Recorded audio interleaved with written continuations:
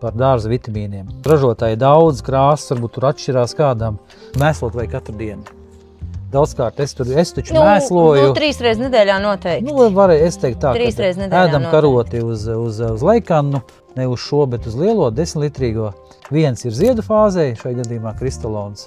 Teikarotīt, šis arī būtībā mūsu podiem arī pietiek. Nav liela investīcija, bet rezultāts ir ievērojami labāks, kā nelietojot. Otrs ir arī kristalons, ir zaļais veģetācijas fāzē. Mēs arī viņus mainām. Vienā laistīšanas reizē liekam zaļo kristalonu, otrā laistīšanas reizē liekam dzelteno kristalonu. Jo vajag gan masu, gan arī ziedus, gan. Jā.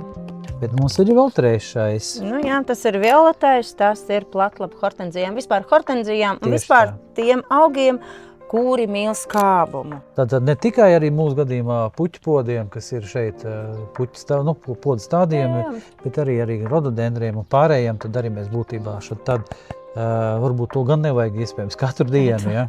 Perlīts. Kam vajag perlītu? Lai būtu irdenāk augsni, lai nesablīvētos augsni. Nesablīvētos puķu zemes substrātiem jau ir viņš klāt. Ja nav, viņu var piepirkt, pielietot, likt, iemaisīt, tā zeme ir irdenāk un augam vairāk gaisa. Par podiem jāsaka tā. Tie, kas varbūt saprot, ka viņi daudz ceļo un tā tālāk laikam, tad poda izvēle nav varbūt tā pareizākā. Arī šodien bija karsta diena, un mēs redzējām, ka jau hortenzijas ir pavisam tādas, sačākstējušas. Pietiekam ūdens daudzumu, arī viņas tāpat jūtās gana stresa stāvoklī. Tāpēc jārēķinās ar to, ka, ja kaut kur braucat ceļot, jums ir vienmēr jāpadomā to, kas šos jūsu podus turpinās aprūpēt. Tāpēc mēs arī liekam klāt zebu, kurā nedaudz izpalīdz mums, ilgāk saglabā mitrumu tajās podos.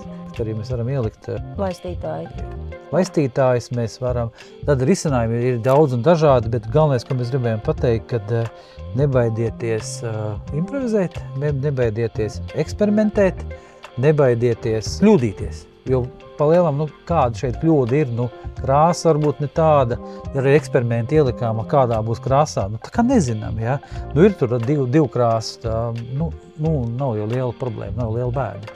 Tāpēc droši mēģiniet, ja jautājumi rakstiet, varam arī varbūt vēl padalīties savā pieredzē.